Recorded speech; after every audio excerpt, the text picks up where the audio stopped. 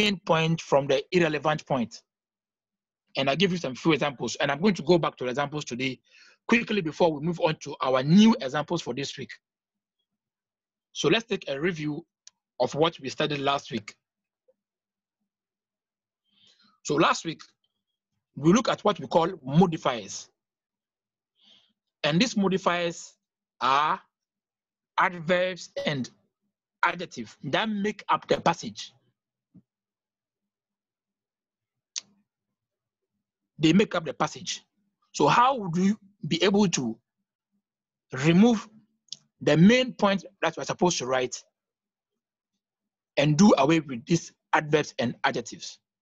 At the same time, I said that although adverbs and adjectives are not supposed to be part of your answer, sometimes it's very relevant that you bring it. And I'm going to give you an example that we look at last week. It is not much. The times that you have to bring in adverb and adjective is only some few times. But that is done because you have to avoid ambiguity. And I said ambiguity means your answer must be very clear. Your answer must be very clear, short, and precise. In fact, your answer must be written in a simple sentence form, and it must be clear and straight to the point. Let's take a look at what we did last week. So you can see that I said sometimes it becomes necessary to maintain adjectives or adverbs to avoid ambiguity, which is unclearness. Let's take a look at this example, which we looked at last week. We're going to look at it again because it will help us to develop to today's examples. This was the example we looked at last week. We said the teenagers striking out had meant they are getting on with their lives without having to consult the old folk. When you look at this sentence, the part that I am interested is the last two words in the sentence, the last two words, which is the old folk. The old folk. Now, if you are asked to summarize this, you're asked to summarize this thing, I'm sure that you would consider removing out the word old, because the word old here is an adjective modifying the word folk. But if you really understand the passage and you look at this sentence, you will get to the point that indeed the word old here, although it is an adjective, it cannot be do away with. So on top of it, on top of this slide, you can see the sentence. And below it, I'm going to look at some of the descriptions we did. So I said, number one, let's remove the adjective old. We would only have the noun folk to do some analysis on. If we remove the word old, we are trying to summarize this sentence. So we are removing the word old. It means that we are going to be left with, and I'm going to read the sentence again, but without adding the word old to it. So please follow what I read. The teenagers striking out had meant they are getting on with their lives without having to consult the folk. Again, the teenagers striking out had meant they are getting on with their lives without having to consult the folk. This sentence is not clear. When you are asked to write a summary on it, which folk are we talking about? Which folk? Which folk? This may raise the question of which folk are we talking about? Is it the young folk or the old folk? And this is where you maintain an adverb or an adjective. But most of the times, most of the times we do away with adverbs and adjectives most of the times. But just that you have to be on the lookout for some of the few times that you have to include them. In this situation, it is allowed to retain the adjective old to avoid ambiguity. To avoid ambiguity. And that is one thing you must be very aware of. I said your answer must be clear in a simple sentence form. And when we look at our next examples, you will see that I'll give you some example of answers which are not clear. You might think that it is clear, but it is not clear because it is not referring to anything at all. It is just speaking in general terms, but you must be specific. Please take note of that. So this was one of the examples we saw last. We actually saw last week. Let's move on to the next example. So we are going to do a comparison. Let's compare this very sentence with the former we saw. We are going to compare this sentence with the one we saw earlier on. With this one too, it has some element of adverbs and adjectives in it. Are we going to maintain it or take it out? So I said, I'm going to read it out. Please follow. The rehabilitation of the old road has become necessary as a result of its deteriorating state. I read again. The rehabilitation of the old road has become necessary as a result of its deteriorating state. When you are asked to summarize this sentence, what are you going to do? You should be aware that when you say, for example,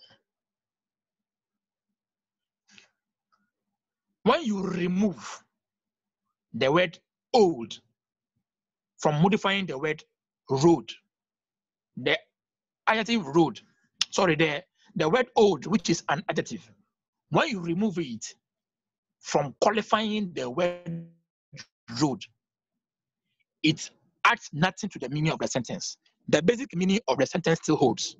So we can say, for example, without putting the word old there, I'm going to read it out. The rehabilitation of the road has become necessary as a result of its deteriorating state. Again, the rehabilitation of the road has become necessary as a result of its deteriorating state. Please, if you think carefully about what I've just read, you would understand that indeed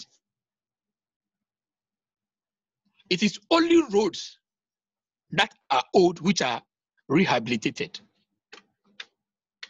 A road which has already been constructed and has been in existence for a while, that is the kind of road that will need rehabilitation. So therefore, if at all I don't put the word old there, you would know that it is a road which is already in existence and which needs to be rehabilitated. But if I don't put the word old there, it doesn't change the meaning of the sentence. The meaning still holds. So these are the kind of things you must look out for. Okay? You must look out for all the ly words. When I say like extremely, importantly, and so on and so forth, all the adverbs that end with ly, all of them, almost all of them are taken off. Almost all adjectives too are always taken off. Almost all forms of numbers are taken off from the answer. We only need you to write the short, simple, clear sentence, straight to the point. I hope that is clear. Let's move on. So therefore, retaining the word old in this sentence will therefore amount to adding irrelevant materials. When you maintain it, your answer is going to be wrong. Fantastic. Let's kindly move on. Now for today, so I've just done the review of what we did last week. And this is what we are going to look at for today. By the end of this lesson, sorry, there's a typo there, but it's supposed to be by the end of this lesson today, you should be able to do the following. 1, identify topic sentences. And topic sentences are always the main idea in a paragraph. Again, topic sentences are either the main idea in a sentence or in a paragraph. You should be able to identify it and summarize it and get your clear, simple, short answer. Number 2, you should be able to write out paragraphs using only essential points. It means that you should be able to summarize a paragraph only by writing the short, simple sentence. And last 2 weeks, I said that a simple sentence is a sentence that has only one idea and has a subject and a predicate. Subject and a predicate. And if I can, for example, give you an example of a simple sentence, you have to be aware that the verb is part of the predicate. So if I say, for example, Kofi killed the cat, Kofi here is the doer of the action. Killed here is the verb. So Kofi is a noun. And all subjects are mostly nouns and pronouns. Almost all the time, they are nouns and pronouns. So I said, again, Kofi killed the cat. Kofi here is the subject. Killed is the verb, and the cat is the object. The cat is what was killed. So both the action, which is the verb, and the object becomes the predicate. So mostly your answers are supposed to be simple like this. Okay, fantastic. Now you should be ready with your pen and pencil, because I'm going to give you another example, and I'm going to give you either 1 minute for you to write down your answers. And if you're ready with your answers, you can raise up your hand so that the host will unmute you so that you can say it aloud for us to hear. As many as possible, if you say it, that will help us, because I'll be sharing with you the answers, the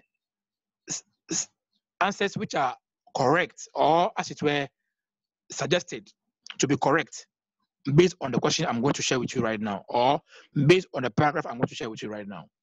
Let's go ahead. Now let's take a look at this paragraph below. I'm going to leave this for a while and I'll repeat it. So for the meantime, I'll go back to it, but I need you to look at this. And by now you should be reading it, although I'll read it aloud, but you should be reading it by now because I'm going to ask some question under it. Again, let's take a look at this. The indulgence in drugs by the youth who are unemployed tends to deaden their consciences and make them prone to committing any kind of crime. Robbery has its peculiar attraction for them. Successfully executed, it provides funds for continuing indulgence in drugs under the influence of drugs. The addicts rob with violence and impunity. I'm going to read this again. The indulgence in drugs by the youth who are unemployed tends to deaden their consciences and make them prone to committing any kind of crime. Robbery has its peculiar attraction for them. Successfully executed, it provides funds for continuing indulgence in drugs under the influence of drugs. The addicts rob with violence and impunity. So, before the last sentence, there's supposed to be a comma there. That was a mistake. It's a typo, but kindly pardon me. It's supposed to be under the influence of drugs, comma, the addicts rob with violence and impunity. Again, under the influence of drugs, comma, the addicts rob with violence and impunity. This was an SSC extract in July 2003, English core subject. Now, answer these questions on your own and compare it with the answers that I am going to provide with you. So you can write this question down when it is ready. The question is ready now. Please write the question down. And I'm going to go back to the slide for you to take a look at the extracts. The question is, state in 3 sentences, one for each, how drug addiction promotes armed robbery. Again, state in 3 sentences, one for each, how drug addiction promotes armed robbery. I'm sure by now you would have been through with writing the question. I'm going to go back to the paragraph for you to take a look at it again so that you'll be able to answer your question.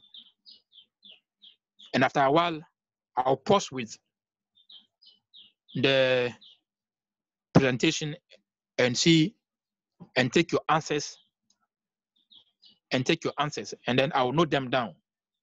And I will see when I share my own with you and see if you compare it, whether it's correct or not. Now let me go back to it.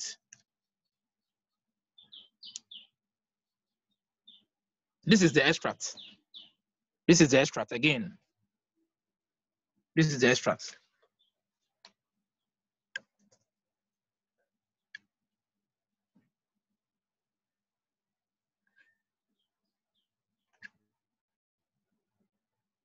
This is the extract. The indulgence in drugs by the youth who are unemployed tends to deaden their consciences and make them prone to committing any kind of crime. Robbery has its peculiar attraction for them. Successfully executed, it provides funds for continuing indulgence in drugs, full stop. Under the influence of drugs, the addicts rob with violence and impunity. Again, the indulgence in drugs by the youth who are unemployed tends to deaden their consciences and make them prone to committing any kind of crime. Robbery has its peculiar attraction for them. Successfully executed, it provides funds for continuing indulgence in drugs, full stop. Under the influence of drugs, the addicts rob with violence and impunity. So, Mr. Host, I'm sure they are. Yeah, I can hear you. I'm sure they are also following. Okay, so once they're following, I'll leave this for a while. And then if anyone is ready with his answer, and if they have raised up their hands, I'll.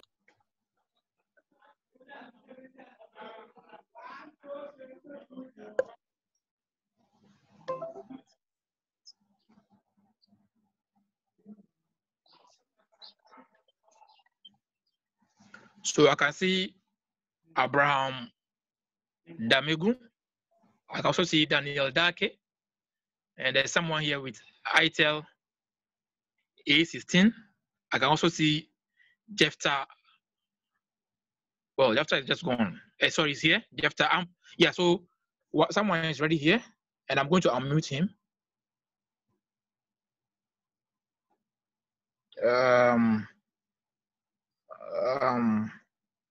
A minute or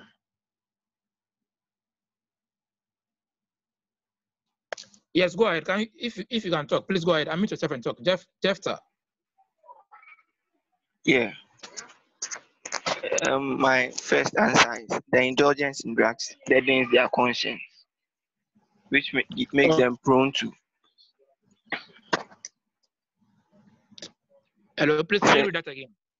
I said the indulgence in drugs deadens their conscience and makes them prone to committing crimes. So this is one sentence, right? Yes. Okay. Do you have any other? Yes. The Go ahead.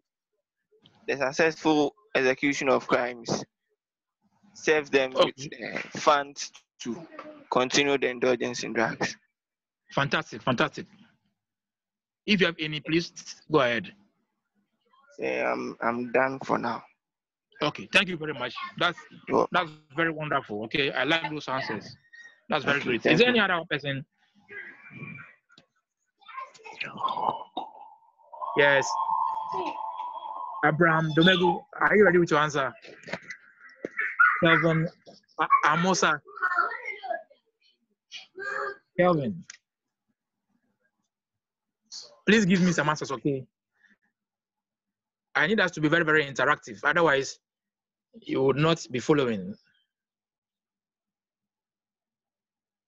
Yes, Abraham Daniel Dake.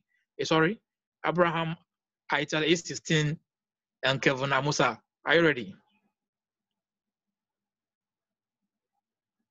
You're still on it.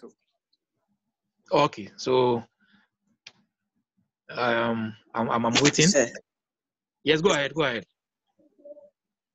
sir, we need the slide.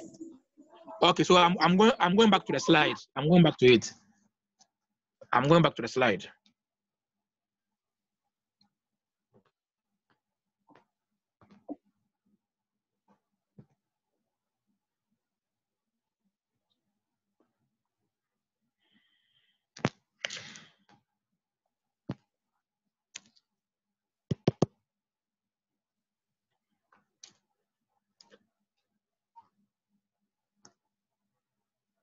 So you should have the slide now. This is the slide.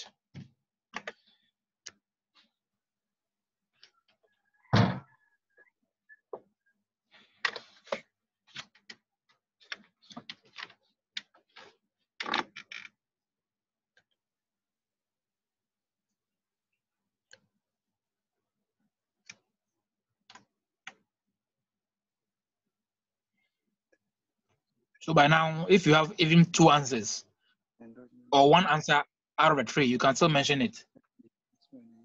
And we'll make a lot of progress. I need to hear from you. It's very important that I hear from you. Sir, hello. Yes, go ahead. Please, my first answer was that drug addictions deadens their conscience. And then my second one was that drug addiction makes robbery peculiar to them. And Okay. then my third answer was that armed robbery provides funds for continuing in drugs.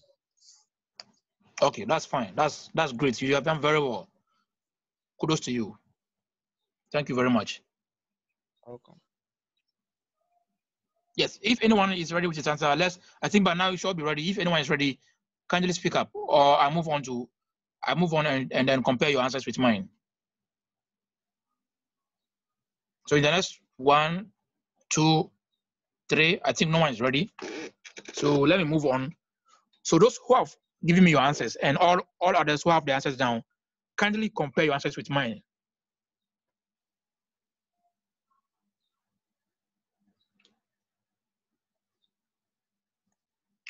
So take a look again at my answers. So I'm going to give you my answers now, and I'm going to leave them on for a while, and I'll give you a commentary under my answers for you to understand whether what you wrote is correct or whether you need to adjust yours.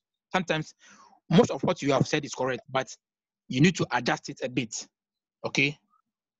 To get the simple sentence, the simple, clear sentence. So these are the answers, and then you can write the answers down. Anyway, after this session, my slides are ready, and please contact the host, and he will share it with you. This is the answer A, and I'm going to give you two answers, A and B. So we'll compare both A and B. So for A, this is the first answer. Either you say drugs deaden consciences of drug addicts. So you can see I brought a slash there.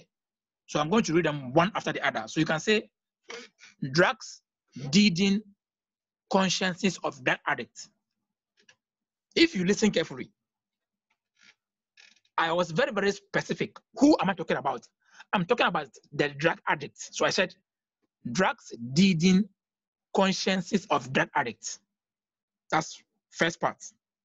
Or you can say drugs kill the consciences of drug addicts. That is still clear and good.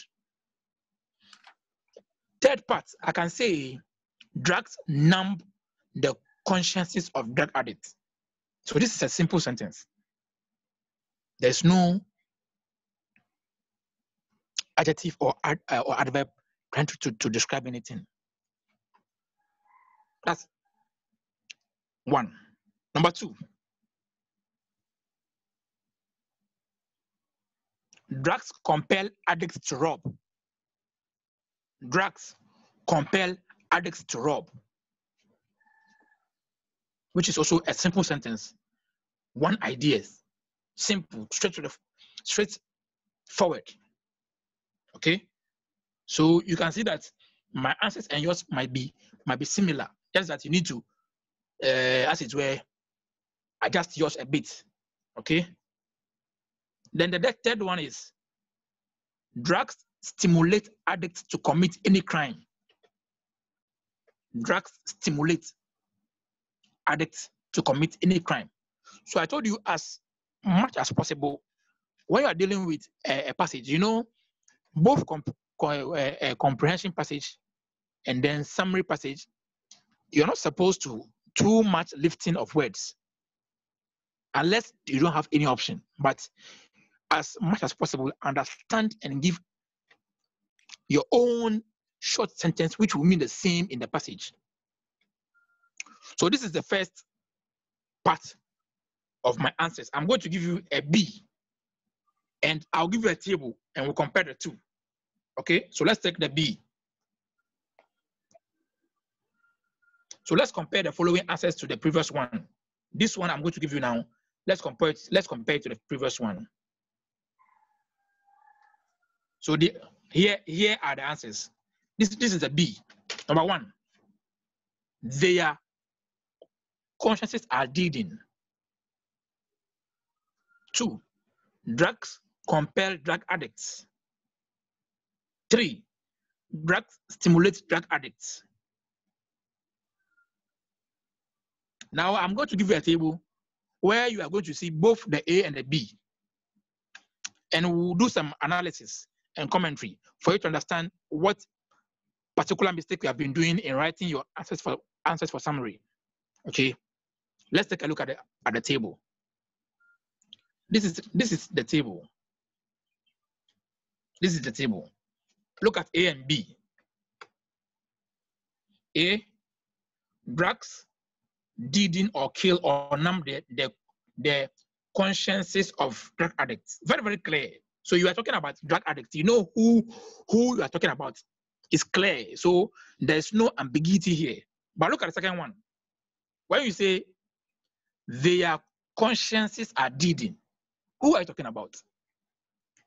This is not clear. There's no clarity in this type of sentence. 2, when I say drugs compel addicts to rob, based on the sentence that was given to us, that is very clean. But when you say in the B, when you say drugs compel drug addicts to do what? To do what? It's not clear. And C, we say, or I mean under A, drugs stimulate addicts to commit any crime. Look at the second one, the B. We say drugs stimulate drug addicts. And in fact, based on what the summary paragraph has told us. Drugs actually stimulate addicts to commit any crime. We know it stimulates them to commit crime. Very, very clear. But when you say drugs stimulate drug addicts, according to the passage, it helps them to commit crime. But when you say it helps them, in what way does it help them? In what way does it facilitate what you do?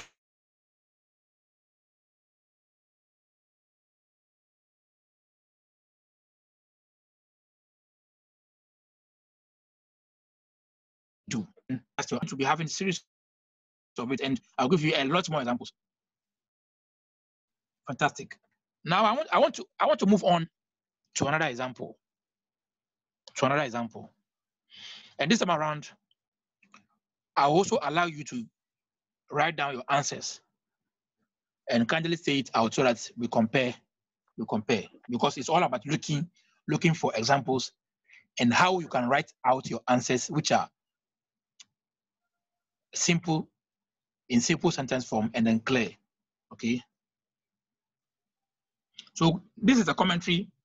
This is a commentary under the table.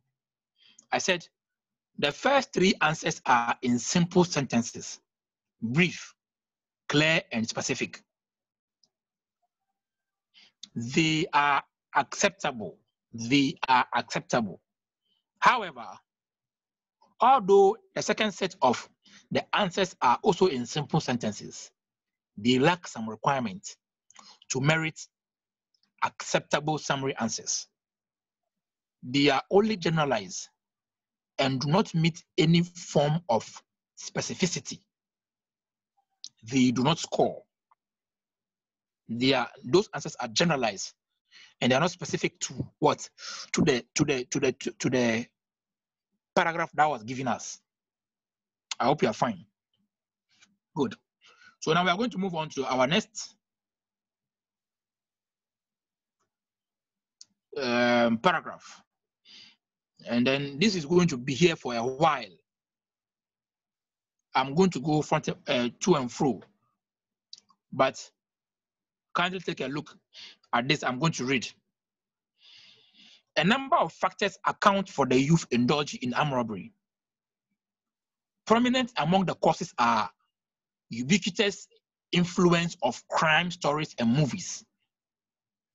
Some rich people also flaunt their wealth, living ostentatiously to the anger and envy of unemployed youth, while breakdown of traditional systems resulting in loss of moral and spiritual values has made young people try all means, including armed robbery, to make money. Again, a number of factors account for the youth indulging in armed robbery. Prominent among the causes are ubiquitous influence of crime stories and movies. Some rich people also flaunt their wealth, living ostentatiously to the anger and envy of the unemployed youth, while breakdown of traditional systems resulting in loss of moral and spiritual values has made young people try all means, including armed robbery, to make money.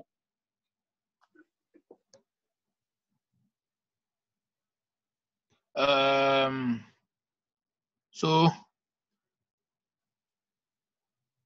I need you to actually take a look at it again. So I'm going to give you, in 3 sentences, one for each, summarize the social factors that predispose the youth to armed robbery. That's the question. In 3 sentences, one for each, summarize the social factors. Summarize the social factors that predispose the youth to armed robbery.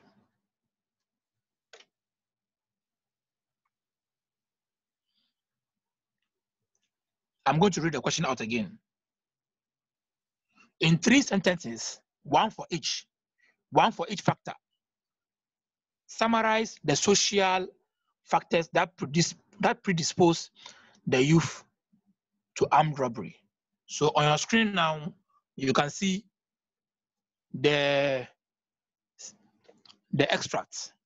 the paragraph. Please take some few minutes to answer the question and try and share the answers with me so that we take a look at my suggested answers.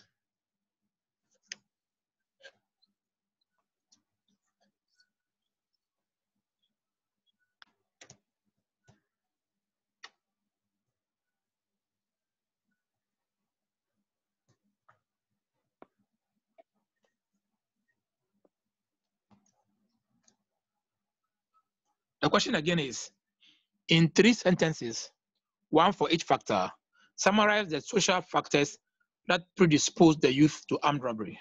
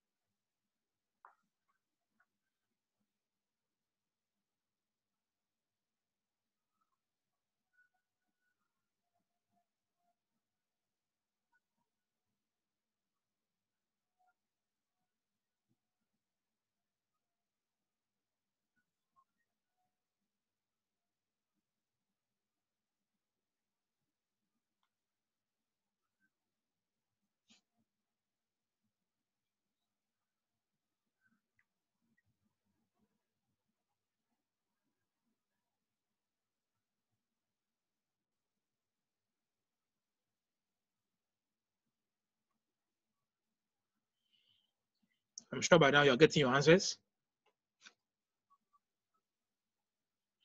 And in a few seconds, I'm going to go off and then mention your name so that you can give me some answers.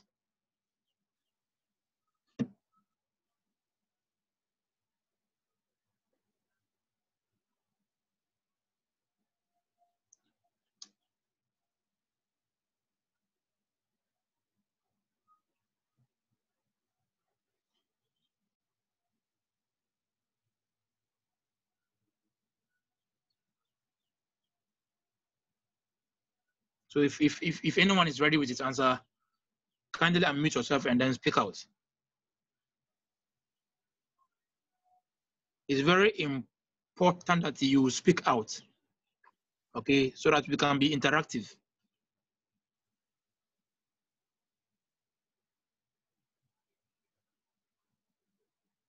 Although this is a virtual environment, yeah, I think someone's ready. Sir. Yes, go ahead. My first answer, that is the influence of crime stories and movies. Okay. The second answer is the envy of the wealth of some rich people. And the third answer is the loss of moral and spiritual values. Fantastic. You have done very well. That's very good observation of your answer. I'm very impressed. Thank you. Thank you so much. You're welcome. Please, is there anyone else?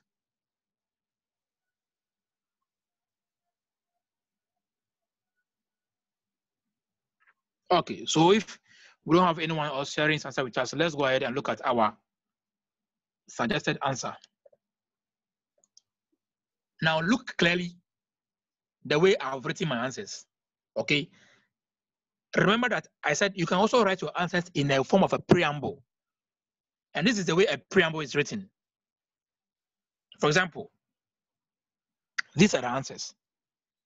The factors are, I hope you see that I've written the factors and then I've brought colon there, colon, okay? Their exposure to crime stories or movies. Their exposure. So the first gentleman who gave me his answer, he said, under the influence of crime stories and movies. That is very correct. But I told you that try and use your own word. So if you see here, this one is exactly like what you wrote. Just that you use influence because in the passage, there was the use of the word influence. So number one, their exposure to crime stories or movies. That's one. II, their desire for money. III, their envy of the rich's opulence. And opulence here means the way the rich people live ostentatiously. When we say ostentatiously, the rich people, they show too much of wealth. Okay? There's too much show. There's too much show of wealth. That's opulence. And 4, the breakdown of traditional values. And 5, their desire to acquire wealth. If you write any of these 3, if any of these 3 is part of your answer, that's correct. That will be correct. Now, these answers are written in a preamble form, in a preamble. Okay? Preamble. Let's take a look at the next thing. So, so what I do is that I've given you the first 5 answers, and this is the second answers, and we are going to do some comparison right now, and then do analysis. The factors are, again, this one is also in preamble form. The factors are: 1, the cost of stories. 2, people are rich. So I made a repetition here. That wasn't supposed to happen. But anyway, 4, traditional values. 5, for wealth. You see, you can't write your answers like this. You can't write your answers like this. So I'm going to read the commentary below here so that you follow, and then you understand what I'm trying to achieve. Any 3 of the 5 answers stated in A above, that was the previous one. That was the previous one. I meant these ones. These ones are correct. Okay. Each of them, when written with a preamble, the factors are makes a simple sentence and accordingly answers the question in a specific term. So when you begin the preamble with the factors are, then you bring these answers. 1. So I'm going to read it with the factors so that you understand what I'm talking about. The factors are their exposure to crime stories or movies. The factors are their desire for money. The factors are their envy of the rich's opulence. The factors are the breakdown of traditional values, or the factors are their desire to acquire wealth. When written that way, the answers are going to be clear and specific in simple sentence form. However, the repetition of there at the beginning of the sentence in A above should not worry you at all, because it is called a vertical repetition and not horizontal. And a vertical repetition means that you are in line with the requirement of the answer. You are in line, and it makes sense because there isn't only one answer, because they said in 3 sentences. So when you say there is vertical, it means it follows the first one. Although ordinarily, if you use it alone, it will not sound well. But here, you see that they follow each other. There. So it's vertical. Okay, it's vertical, and it follows in it, and then it makes sense. It makes sense. Good. We are coming to the end of this lesson. I want you to remember the following. Just remember. Try and recollect. Make sure that you understand the passage. It's very important. You can see some big words that were used in there. I've always advised you to read more. Listen to news item. Avoid short handwriting. Okay? And very soon, when we begin talking about how to write a very good essay, you will see what I'm talking about.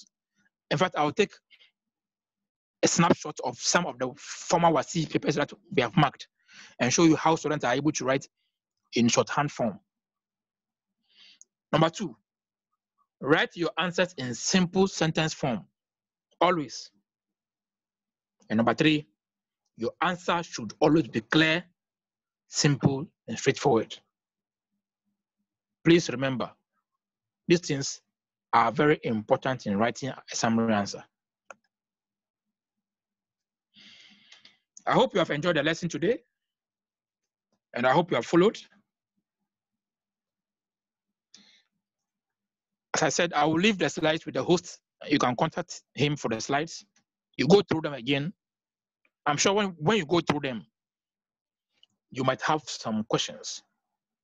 Therefore, if you have any question, kindly forward it to the host, and then he will send it to me. I will address it, and I'll get back to him, and then he'll give you the answers to whatever problem you're having. Until then, thank you for your time. Take care and a goodbye, and then I hope to meet you next time for our lesson.